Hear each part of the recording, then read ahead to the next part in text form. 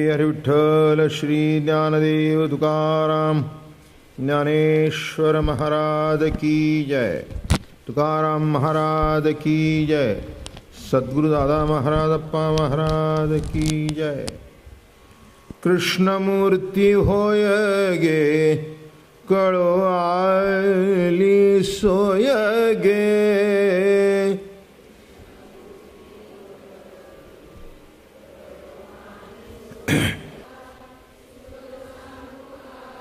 तुळशी माळा गळा गे कस्तुरीचा टिळा गे।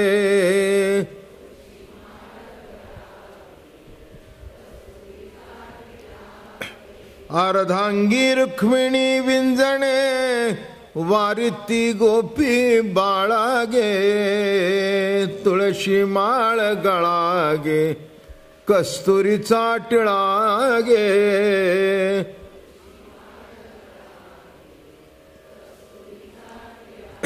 पितांबराची कास गे कसली सावकाश गे।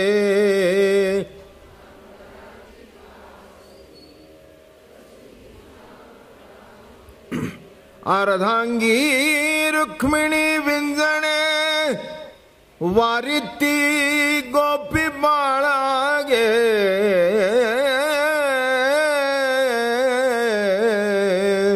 तुळशी माळ गळा गे कस्तुरीचा टिळा गे।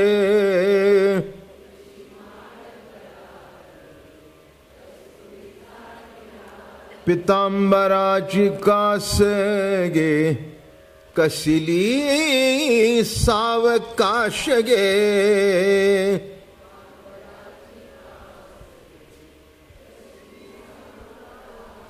पितांबराची कास गे कसली सावकाश गे।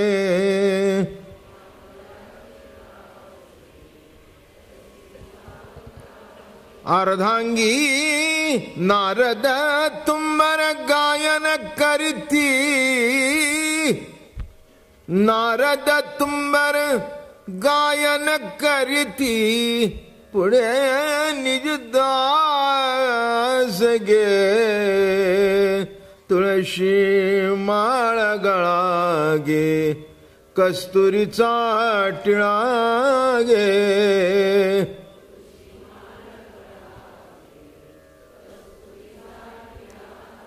भक्त कृपेची माय गे ओळखो आली विठाई गे।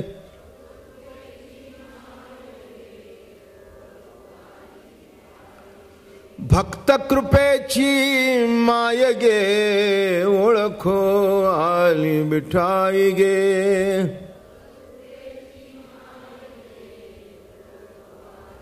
एका जनार्दनी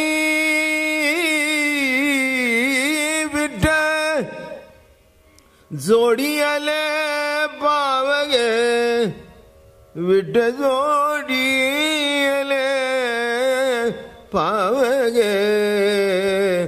तुळशी माळ गळा गे कस्तुरीचा टिळा गे।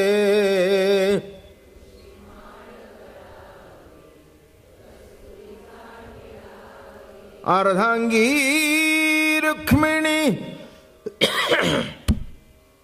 अर्धांगी रुक्मिणी विंजणे वारिती गोपी गे। गोपी गे तुळशी माष्णू संत श्रेष्ठनाथ बाबा आपण जो पहिला अभंग म्हणतो, एक महात्मा सत्पुरुषनाथ पण जीवाला ग्राह्य होईल असा देव असावा लागतो। जीवाला ग्राह्य होईल असं रूप असावं लागतं। जीवाला ग्राह्य होईल असा परमार्थ असावा लागतो। जीवाला ग्राह्य होईल अशी साधना असावी लागतात।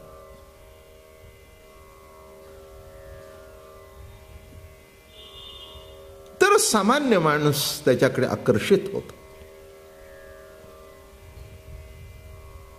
एखादी वस्तू श्रेष्ठ आहे पण दुर्लभ आहे, माणसांना बघायला सुद्धा मिळत नाही. असं सांगतात की हिऱ्यामध्ये हिरा कोहिनूरचा कुणी पाहिला? कदाचित जे लंडनला गेले असतील त्यांनी पाहिला असेल. कोहिनूरचं नाव ऐकून सर्व आहेत, पण पाहणारे हे नखा बोटावर मोजणे इतके आहेत. कारण मी जेव्हा गेलो होतो बऱ्याच दिवसापूर्वी, तेव्हा तिथे आत एंट्री करण्याकरता 4 पाऊंड तिकीट होतं, म्हणजे 400-500 रुपये तिकीट होतं. सध्या जास्तीत असेल. कशा करता मी सांगितलं की श्रेष्ठ असून सुद्धा दुर्लभ आहे, म्हणजे मालकी करता तर दुर्लभच आहे, पण पाहण्याकरताही दुर्लभ आहे, नाही का? मालक त्याची राणी आहे इंग्लंडची, मान्य आहे, पण सामान्य माणसाला पाहता यावं नव्हे. त्या कपाटात ठेवलाय तिथे बोट केलं तरी अटक करतील, इतकी सिक्युरिटी. त्याच्या श्रेष्ठत्वाबद्दल वाद नाही, त्याच्या मोठेपणाबद्दल वाद नाही. शब्द कानाने ऐकता येतो, वाणीने बोलता येतो, 4 फुटावरून बघता येतो, पण जवळ जाता येत नाही, हात लावता येत नाही, मालकी सोडून द्या. तसं देवांच्या बाबतीत आहेत. काही देव मोठे आहेत पण जवळ जाता येत नाही.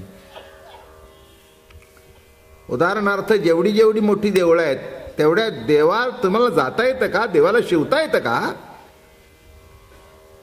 तुम्हाला जर वाटलं की देवाच्या चरणावर जाऊन मस्तक ठेवावं, त्याला आलिंगन द्यावं, अशक्य आहे.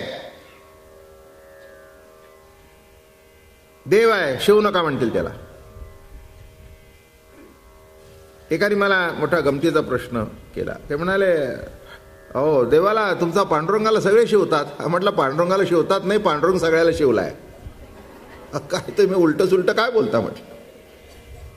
हा, अरे पांडुरंग सगळ्याला शिवलाय म्हणून आम्ही जिवंत आहोत. ज्या दिवशी शिवणार नाही त्या दिवशी कारभार संपला.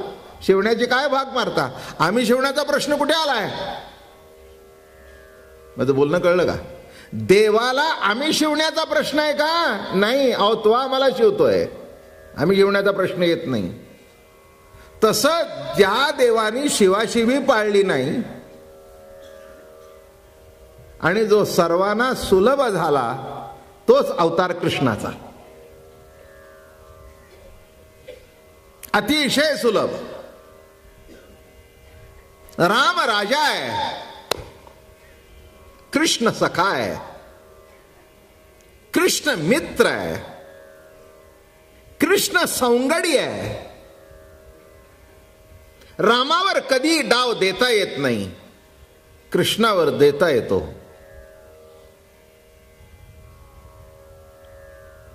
बर का? रामाला लांबून दर्शन घ्यावं लागतं. वेळ प्रसंगी कृष्णाच्या अंगावर मातीचा गोळा सुद्धा फेकता येतो. सर्वसामान्य माणसांना सुलभ झालेला देव तोच कृष्ण. तो घरात होता, तो दारात होता, तो यमुनेच्या काठी होता, तो गाईच्या गोठ्यात होता, तो कोठे नाही. म्हणून सर्व ठिकाणी सर्व अंगाने परिपूर्णतेने जो आहे तोच कृष्ण आहे. आणि म्हणून हा कृष्ण परमात्मा रासलीला सुद्धा अलौकिक पद्धतीने करू शकला.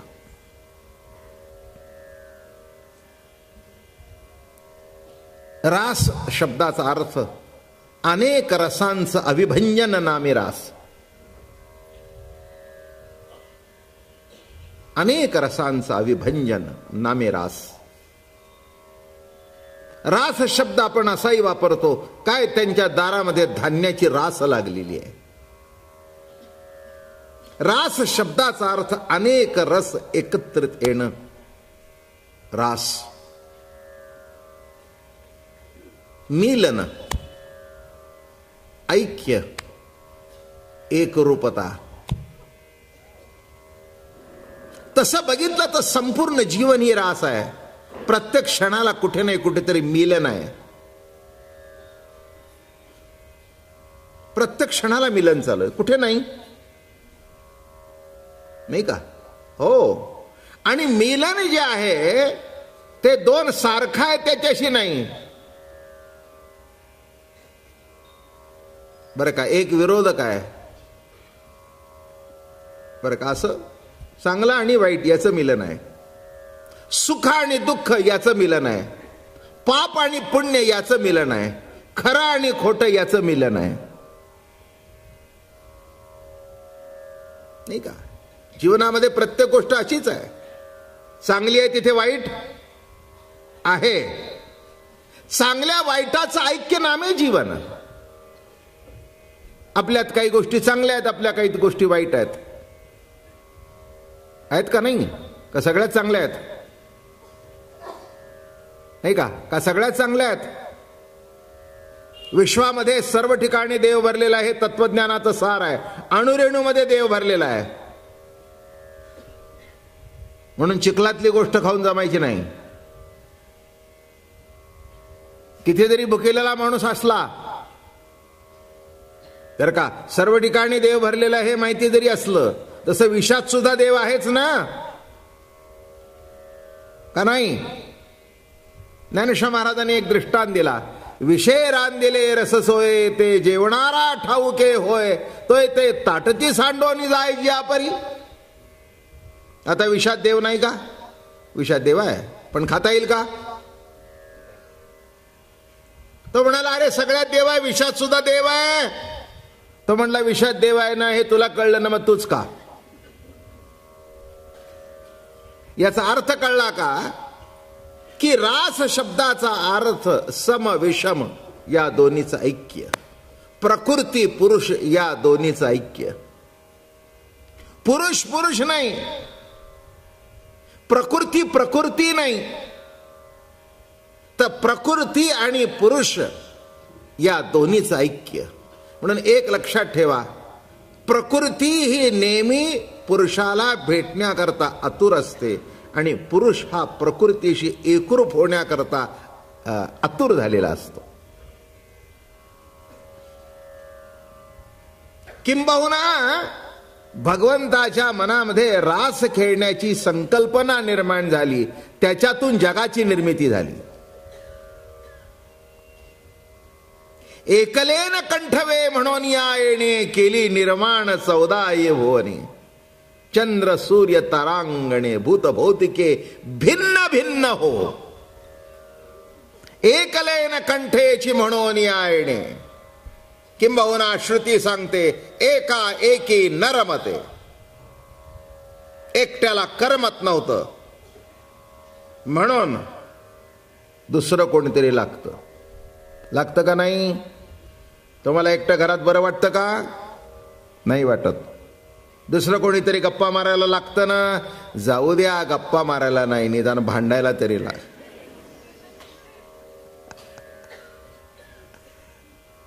काय गप्पा मारायला नसेल पण भांडायला तरी, नाही का? एखाद्या माणसाला आपल्या बायकोवर भांडायची सवय असेल ना, मग ती कुठेतरी बाहेर जाते.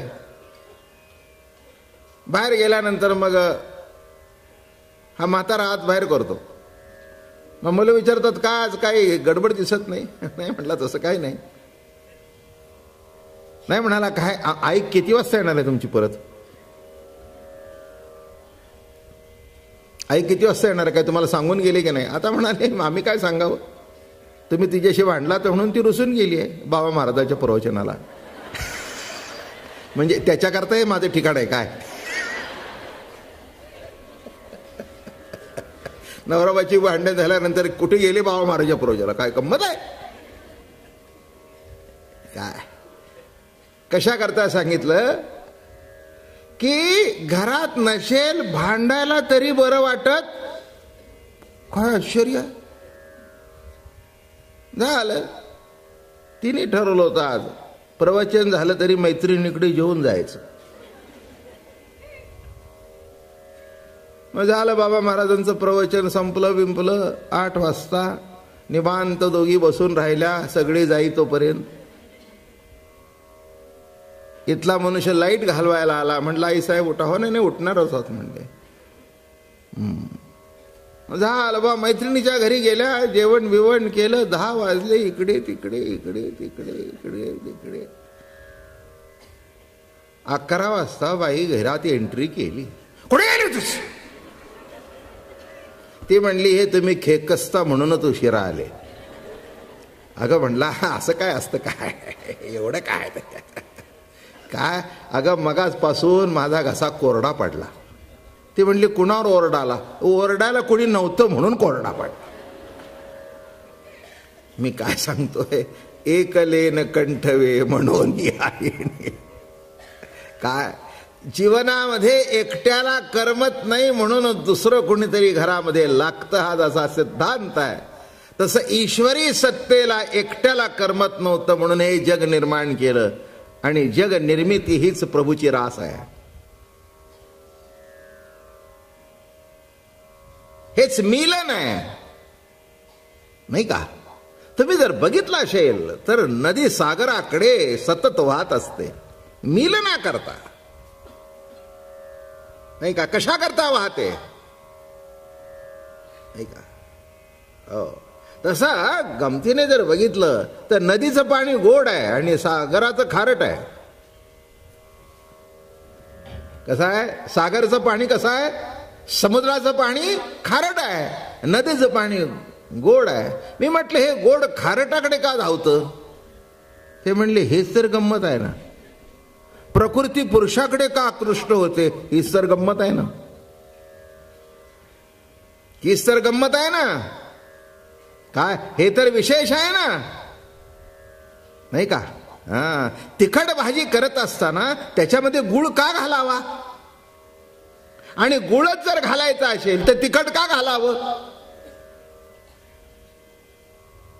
नाही का? काही काही माणसं मसाल्याचा चहा पितात सध्याच्या दिवसात. आता साखर घालत असताना पुन्हा त्याच्यामध्ये लवंग घालावी का? नाही हो म्हणले, तुम्हाला कळत नाही जरा ते बरं असतं. याचा लक्षात घ्या. हे जे काही चाललेलं आहे हा सुद्धा एक रासेचा प्रकारच आहे. आकाशात वाहणारं वारं सतत घर्षण आहे, सतत रास आहे. रास नाही कुठे सांगा? बीजाचं रूपांतर होत आहे फुलामध्ये, होतं की नाही? बीजाचं रूपांतर असं फुलामध्ये होतं. रास फुलून येते. बीजाकडे बघून वाईट वाटत नाही, पण आनंद भोगण्याकरता फुल पाहिजे, नाही का? लहानसं बीज दिसायला काही वाईट नाही, किंवा वाईट सुद्धा असतं. बीज इतकं देखणं नसतं जितकं फूल असतं तितकं. तसं ईश्वरी सत्ता रासेच्या माध्यमातून अशी फुलून दिसते. म्हणून रास म्हणजे काही एक काहीतरी विकृत क्रीडा आहे. कृष्ण ज्यांना नीट कळला त्यांना रास क्रीडा कळेल.